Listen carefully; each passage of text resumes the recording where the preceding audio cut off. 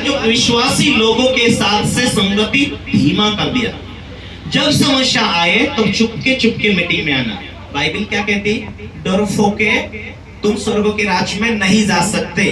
यदि तू परमेश्वर के वचन को तू मन से विश्वास करे, यीशु ही प्रभु है, मुक्तिदाता के रूप में उसे तूने ग्रहण किया है, तू जीवन दाता के रूप में उसे ग्रहण किया है, मनुष्य से मत डरना जो तुम्हारे शरीर को नाश कर सके, ऐसे से मत डरना, पर तुम्हारे प्राण और शरीर और आत्मा को नाश कर सके, ऐसों से डरो। हालेलुया। मनुष्य से मत डरना। बाइबल इस रीति से कहती है, मनुष्य से डर रहे। शैतान यही देखना चाहता है, वो जोड़ना चाहता है हमें परमेश्वर के वचनों के साथ से तोड़ना चाहता है और शैतान के वचनों के साथ जोड़ना चाहता है। Hallelujah, hallelujah. और एक दिन, हमें कुछ दिन पहले बात है, मीटिंग में आना बंद हो गया। धीरे धीरे क्या हुआ, जो बीमारी पहले थी 5-6 साल के बाद, 7-8 साल के बाद जो बीमारी पहले थी वही बीमारी मिली। जब मुसीबत आई, चर्च में भागकर आए, वैसे ही डर डर के प्रभु ने, फिर भी दयालु प्रभु ने चंगा किया। परिवार वाले बोले, हाँ तुम प्रार्थना में भी जाते रहो, थोड़ा धागा दूरा भी करते रहो, वो भी चालू है, ये भी चालू है, हम प्रार्थना कर रहे, क्यों नहीं परमेश्वर चंगा कर रहा? क्योंकि विश्वास, वचन खत्म हो गया, फिर विश्वास कहाँ है?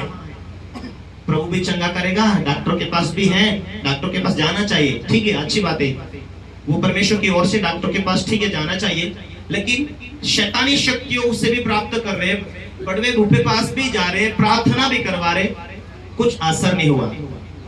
मन लगा, असर हुआ, फिर वैसे ही जिंदगी जिया जैसा संसारिक लोग जीते, पापों में।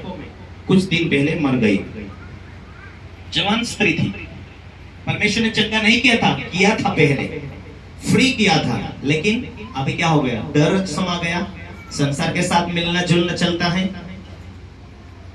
विश्वास में टिके रहेंगे, ये हर संडे जाएंगे, लोग भला बुरा कहेंगे, अरे तुम ईसाई बन गए, तुम प्रार्थना में जाते।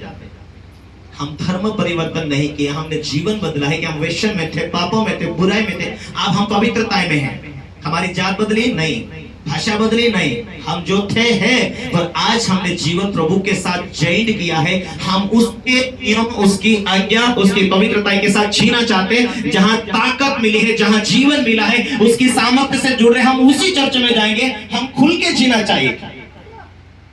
हालेलुया।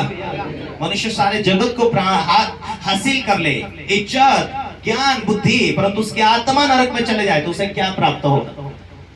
इसलिए सावधान रहो, होशियार रहो, बुद्धिमान बनो कि परमेश्वर किस लिए बुलाया। हम 70-80 साल इस दुनिया में रहते हैं, 100 साल शरीर में ताकत है तो, लेकिन हमें परमेश्वर ने स्वर्ग राज्य में पहुंचने के लिए बुलाया है। हम अनंत जीवन के वारिश होने के लिए बुलाया गया है। इसीलिए वचन को खत्म मत होने दो, वचन के साथ जुड़े रहो, अपने अगुओं के साथ जुड़े रहो। हालेलुया। इसीलिए परमेश्वर का वचन में क्या लिखा है?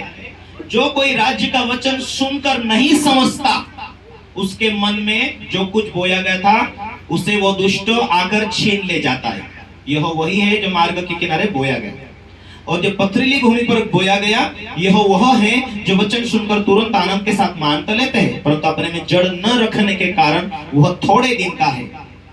एक दूसरे को कहो, तुम थोड़े दिन का नहीं बनना, हम लाइफ टाइम के लिए परमेश्वर ने बुलाया है। Hallelujah, hallelujah. और जब वचन के कारण क्लेश या उपद्रव होता है तो तुरंत ठोकर खाते हैं। काय के कारण क्लेश होता है? वचन के कारण। वचन नहीं मानते, सारा जमाना तुमसे खुश है। परमेश्वर के वचन पर जियोगे। प्रभु ने कहा, यदि मेरे राज्य में कोई आना चाहता है तो क्रूस उठाकर चलो। क्रूस कौन सा है? विश्वास। विश्वास कर रहे, विश्वास के साथ जी रहे। कहां जाते? चर्च में। अरे नीची जाति का बन गया, यही है क्रूस। कहां जाते? प्रार्थना में। धर्म परिवर्तन हो गया, बोलने दो उन्हें, वो नहीं जानते। Hallelujah, hallelujah. पर हम जानते, आप जानते परमेश्वर के वचन में जीने का कारण क्या है। यदि तू यीशु ही प्रभु करके मुंह से अंगीकार करे, मन से विश्वास करे मसीह यीशु ही प्रभु है करके तू मुंह से अंगीकार करे, विश्वास करे, तो तू उद्धार पा चुका। यदि तू विश्वास कर चुका और तू पवित्रता में आ जाएगा, प्रार्थना में तेरी बढ़ोतरी हो जाएगा, तू वचनों के साथ जीना शुरू करेगा। तेरा घराना, वचन में लिखा है, कितना भी ढीठ क्यों ना हो फिर भी तेरा परिवार को परमेश्वर चेंज करेगा। हालेलुया। तू बच तो तेरा घराना बचेगा। प्रभु ने कहा इसका मतलब तेरा घराना कितना भी ढीठ हो, परंतु यदि तू पवित्रता और तू वचन और आत्मा से भरा रहे तो तेरे परिवार को बदलने के लिए खुदा के पास इतने ज्यादा समय नहीं होगा। राम बाबू कहता है कि उसने 23 साल तक उसके परिवार श्राप देते गए। पास्टर है प्रभु का दास, वो ब्राह्मण समाज से आते हैं। प्रभु का अभिषेक दास, प्रभु बहुत इस दुनिया के अंदर, भारत के अंदर नहीं, अलग अलग देशों में भी उसे इस्तेमाल करता है। उसे घर से निकाल दिया था कि तू विश्वास कर चुका करके, घर से निकल गया खुशी खुशी के साथ में। 23 साल तक श्राप देते रहे उसके परिवार। 23 साल के बाद में उसका परिवार विश्वास में आया। Hallelujah, hallelujah. परमेश्वर का वचन में लिखा गया, वो टलता नहीं। आकाश टल सकता, पृथ्वी टल सकती, पर वचन नहीं टलेगा। इसलिए वचन में लिखा गया, तू बच तो तेरा घराना बच जाएगा। हालेलुया। हमें खुद देखना चाहिए कि हम कितने प्रभु की उपस्थिति में परिपक्व हो चुके।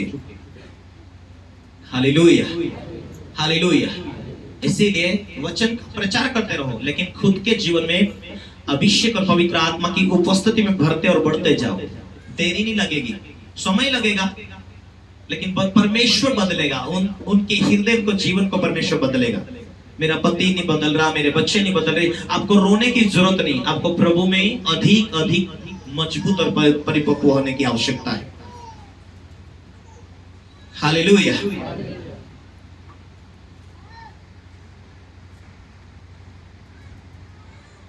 प्रार्थना रखने के कारण वो थोड़े दिन का है, और जब वचन के कारण क्लेश उपद्रव होता है तो तुरंत ठोकर खाते हैं।